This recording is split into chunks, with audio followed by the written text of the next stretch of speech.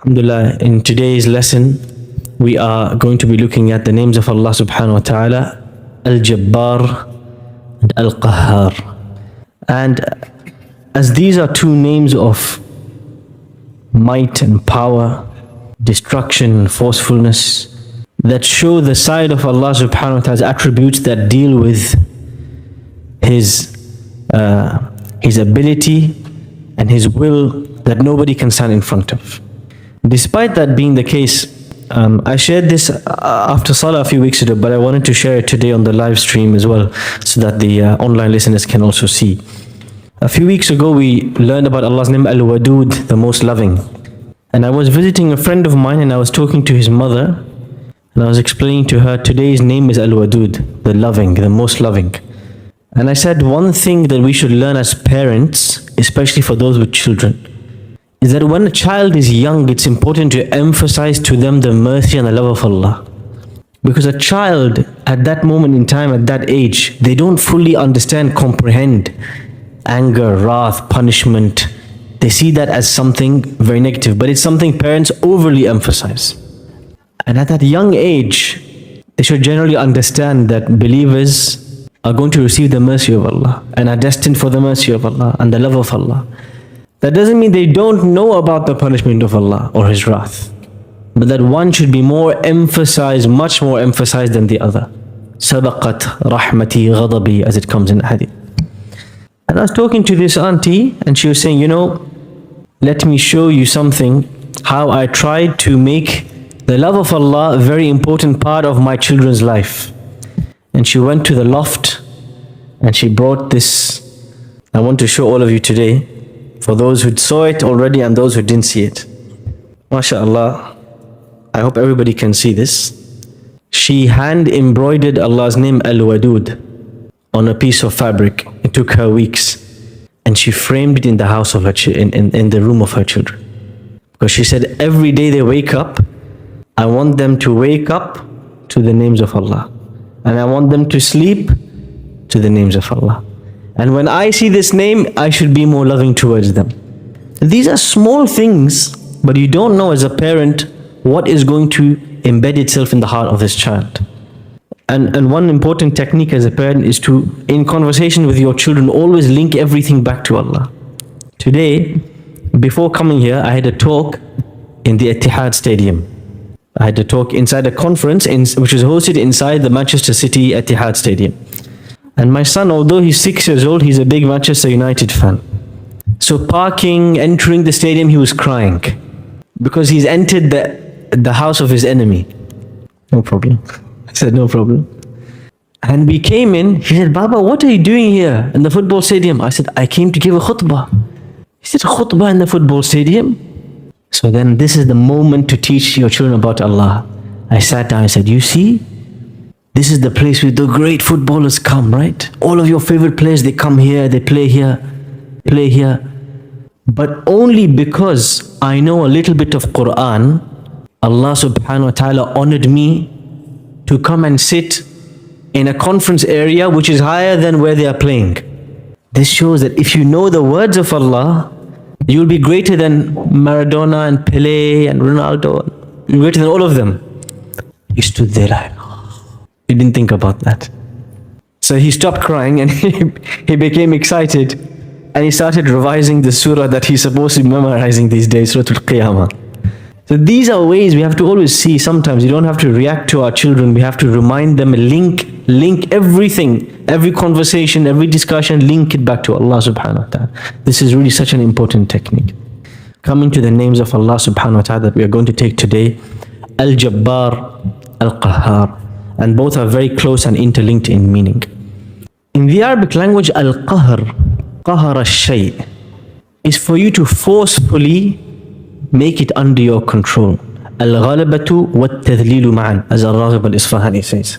And as we are coming towards the end, this might be the second last or the third last of these lessons.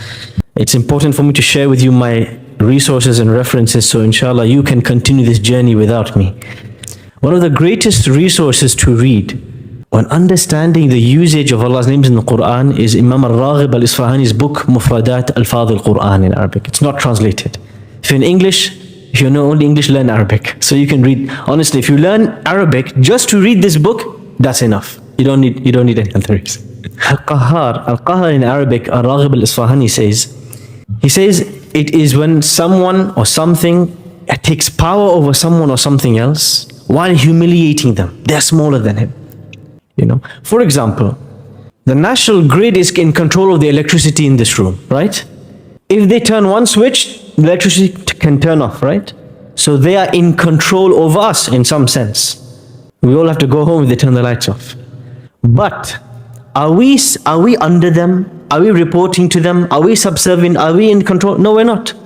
So that is ghalaba. They control something, but that doesn't mean that I am lower than them, right? So it's two separate things. Qahar is when you're not just in power and control, but you're in control over those who are lower than you, less powerful than you. They look up to you, they listen to you, they obey you, etc. This is what Qahar means. On the other hand, so Qahar becomes Allah's name, Al-Qahar. And He also uses His name in the Quran, Al-Qahir. Qahar is more emphatic, severely, strongly, and frequently compelling others to do His command or to listen to His command, to obey His command. There's another name of Allah we're discussing, Al-Jabbar.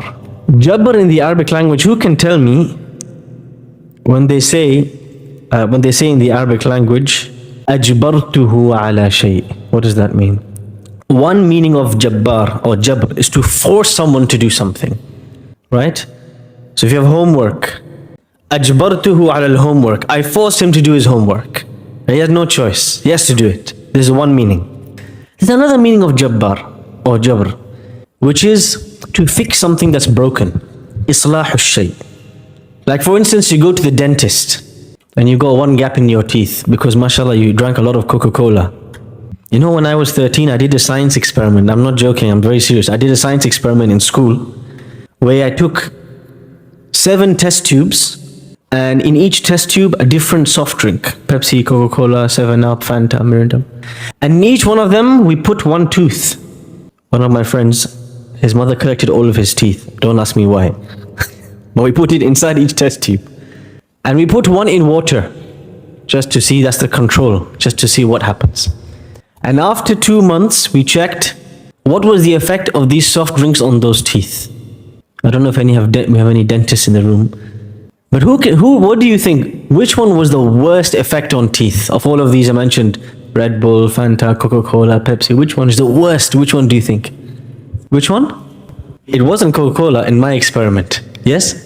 Red Bull. Red Bull had the worst effect. The tooth that was in the Red Bull, I think it lost half its weight after 2 months. Why did I tell you this? Qahar. Yes.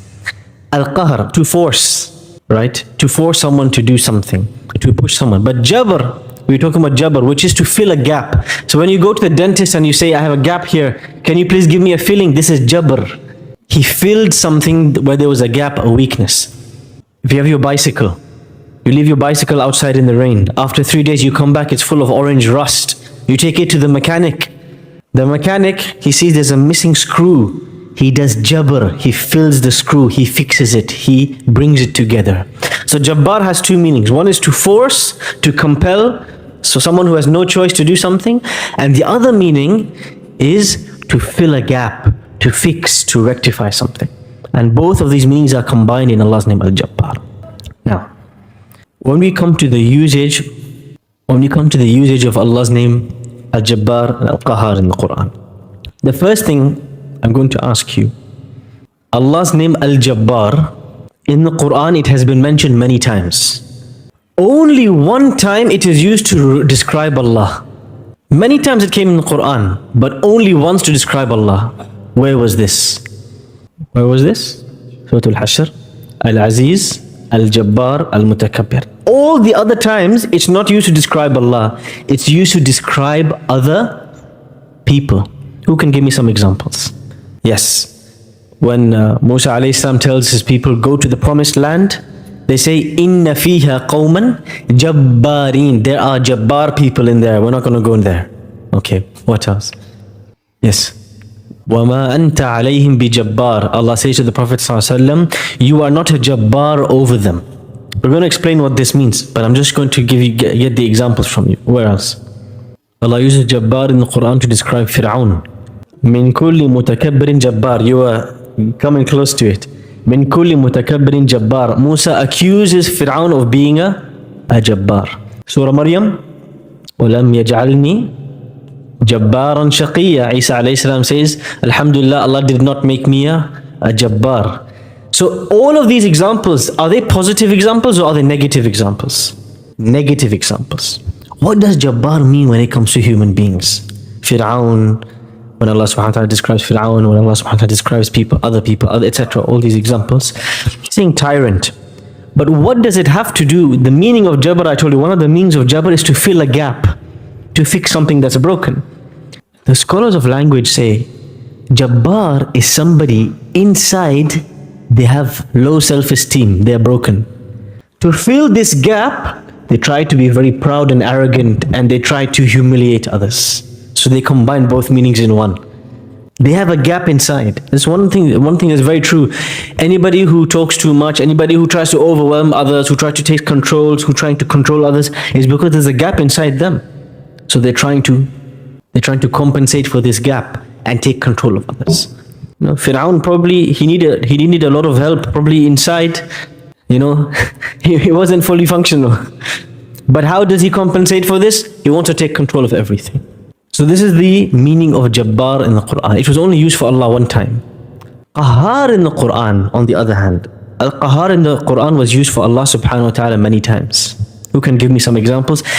Always when it comes with another name, side by side. Which name is that? What did you say with? No. Al-Wahid. Who can give me some examples? Sorry? لِمَنِ الْمُلْكُ الْيَوْمِ لِلَّهِ الْوَاحِدِ الْقَهَّارِ. Whose kingdom is it today? It is the kingdom of Allah, the one, the compelling.